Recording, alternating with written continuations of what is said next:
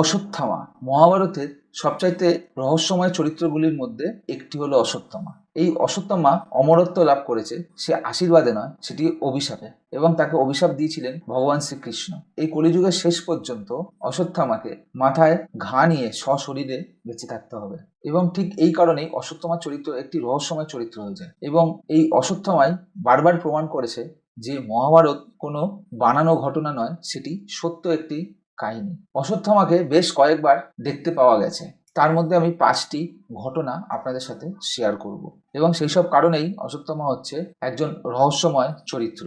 অশ্বত্থামার জন্মটাও হচ্ছে অলৌকিক। অলৌকিক না হলে অবশ্যই তার মাথায় মণি নিয়ে সে জন্মগ্রহণ করতে পারত না। পাণ্ডব ও কৌরবদের গুরুদেব ছিলেন গুরু দ্রোণাচার্য, এবং সেই গুরু দ্রোণ ও তার স্ত্রী কৃপা মহাদেবের কাছে প্রার্থনা করেন, এবং মহাদেব তাদের প্রার্থনায় খুশি হয়ে তাদের পুত্র সন্তান লাভের আশীর্বাদ করেন। এবং সেই অশ্বত্থামা যখন নাকি জন্মায়, তখন তার মাথায় একটি মণি নিয়ে জন্মায়, এবং সেই মণিটি তার শরীরকে বিভিন্ন রোগ ব্যাধির থেকে মুক্ত রাখত, এবং কোনো অস্ত্রের প্রহারেও অশ্বত্থামার কোনো ক্ষতিও হবে না।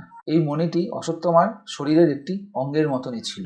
কুরুক্ষেত্রের যুদ্ধে কৌরবরা অশ্বত্থামাকে একটি অংশের সেনাপতি করে, এবং অশ্বত্থামা ও তার বাবা গুরু দ্রোণাচার্য দুজনে মিলে পাণ্ডব সেনাদের প্রচন্ড পরিমাণে ক্ষতি করছিলেন। তাদের অস্ত্রের প্রহারে পাণ্ডব সেনাদের উপর ধ্বংসলীলা চলছিল।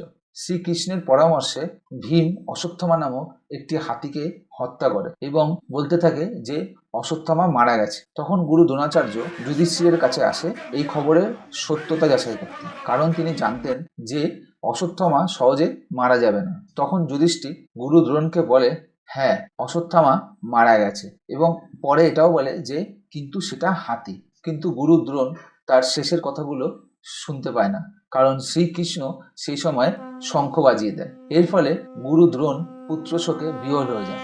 তখন তাকে বধ করা হয়। সেই কারণে অশ্বত্থামা একটি নোংরা কাজ করে। রাতের বেলায় অন্ধকারে পাণ্ডবদের তাঁবুতে ঢুকে 5জন ঘুমন্ত পাণ্ডব পুত্রকে সে হত্যা করে, এবং তার খোঁজ করতে করতে যখন 5 পাণ্ডব ও শ্রীকৃষ্ণ অশ্বত্থামার কাছে আসে, তখন অশ্বত্থামা অর্জুনকে দেখা মাত্রই অর্জুনের উপর সে ব্রহ্মাস্ত্র চালিয়ে দেয়। সেই জন্য অর্জুনও তার প্রতি উত্তরে ব্রহ্মাস্ত্র চালায়, কিন্তু সেখানে উপস্থিত ছিলেন মহর্ষি ব্যাসদেব, এবং তিনি তার মন্ত্র বলে সেই ব্রহ্মাস্ত্রদ্বয়কে কিছুক্ষণের জন্য প্রতিরোধ করে রাখেন, এবং তিনি অর্জুনকে অনুরোধ করেন যে তার ব্রহ্মাস্ত্রটি ফিরিয়ে নিতে। তার অনুরোধে অর্জুন সেই ব্রহ্মাস্ত্রকে ফিরিয়ে নেয়, এবং সেই অনুরোধ যখন নাকি তিনি অশ্বত্থামাকে করেন, তখন অশ্বত্থামা বলে যে আমি এই ব্রহ্মাস্ত্র ফেরাতে পারি না, কিন্তু আমি এর পথ পরিবর্তন করতে পারি। তার ব্রহ্মাস্ত্র অভিমন্যু স্ত্রী গর্ভবতী উত্তরার গর্ভতে সঞ্চালন করে, এবং তাতে তার কোনো অনুশোচনাও হয় না। তখন শ্রীকৃষ্ণ অশ্বত্থামার উপর প্রচণ্ড ক্রুদ্ধ হয়ে যায়। তিনি অশ্বত্থামার মাথা থেকে সেই মণিটা খুলে নেয় এবং তাকে অভিশাপ দেয় যে সেই ঘা নিয়ে তাকে সারা জীবন সশরীরে বাঁচতে হবে, যতদিন না কলিযুগ শেষ হয়। এবং শ্রীকৃষ্ণ উত্তরা ও উত্তরার সন্তানকে তার দৈব বলে রক্ষা করেন, এবং এরপর থেকে শুরু হয় সবচাইতে রহস্যময় ঘটনাগুলি। 2005 সালের একটি পত্রিকায় একটি খবর বেরোয় যে একজন রেলের কর্মচারী সে ছুটি কাটানোর সময় গুজরাটের নবসারীর জঙ্গলে যখন সময় কাটাচ্ছিলেন, সেই সময় তিনি দেখতে পারেন যে একটি দীর্ঘদেহী বৃদ্ধ মানুষ, এবং তার কপালে একটি ক্ষত রয়েছে। যদিও সেটা ঢাকা ছিল, তবুও ওপর দিয়ে বোঝা যাচ্ছিল। তার বর্ণনা অনুযায়ী সেই বৃদ্ধটির উচ্চতা ছিল 12 ফুট, এবং তিনি বৃদ্ধটির সাথে কথোপকথনে জানতে পেরেছিলেন তিনি হলেন অশ্বত্থামা। এবং তিনি আরও বলেন যে ভীম নাকি তার থেকেও অনেক বেশি বিশাল ছিল। পৃথ্বীরাজ চৌহানের লেখা পৃথ্বীরাজ রসো নামের গ্রন্থ থেকে একটি তথ্য জানা যায়। 1192 সালে পৃথ্বীরাজ চৌহান যখন নাকি মোহাম্মদ ঘুরির কাছে পরাস্ত হয়ে সে জঙ্গলে পালিয়ে গিয়েছিলেন, সেই সময় তিনি একজন বিশালকায়ী বৃদ্ধ মানুষকে দেখেন, এবং তার মাথায় একটি গভীর ক্ষত ছিল। পৃথ্বীরাজ চৌহান একজন শক্তিশালী যোদ্ধা ছাড়াও একজন ভালো কবিরাজি চিকিৎসক ছিলেন। তিনি সেই বৃদ্ধকে বলেন যে আমি ওনার ঘা সারিয়ে দেব। তখন বৃদ্ধটি রাজি হয়ে যান।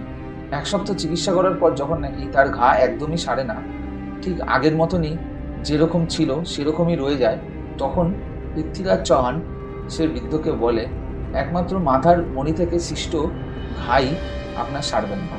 তখন অশ্বত্থামা বলেন যে হ্যাঁ, তিনি অশ্বত্থামা। এই বলে তিনি সেই জঙ্গল থেকে চলে যান।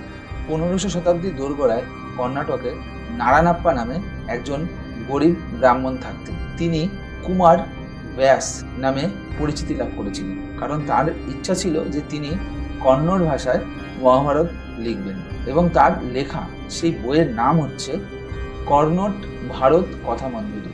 কিন্তু তার ইচ্ছা ছিল যে সে একদম মূল সূত্র থেকে মহাভারত লিখবে। এর জন্য তিনি ত্রিকুটেশ্বর মন্দিরে রোজ প্রার্থনা করতেন।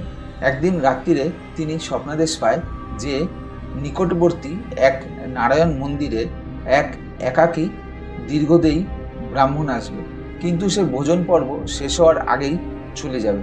তার কাছে প্রার্থনা করো, ও তোমায় সাহায্য করবে। সেই হলো মহাভারতের অশ্বত্থামা। এবং সে নির্দিষ্ট দিনে সেই ঘটনাটি ঘটে ও রচিত হয় কন্নড় ভাষায় লেখা কন্নড় ভারত কথা মঞ্জুরি। 1969 সালে পাঞ্জাবে এক খুব জনপ্রিয় বৈদ্য ছিলেন। সেই সময় গ্রীষ্মের দুপুরে রাস্তাঘাট ফাঁকা, সব দোকানপাট মোটামুটি বন্ধ, কিন্তু তার চেম্বারটি খোলা ছিল। সেই সময় এক দীর্ঘদেহী ব্রাহ্মণ মাথায় পাগড়ি বেঁধে পাঞ্জাবি ও হিন্দি মিশিয়ে সেই বৈদ্যকে বলেন যে, শুনেছি আপনি খুব ভালো চিকিৎসক, আমার এই মাথার ঘাঁটি সারিয়ে দিতে পারবেন?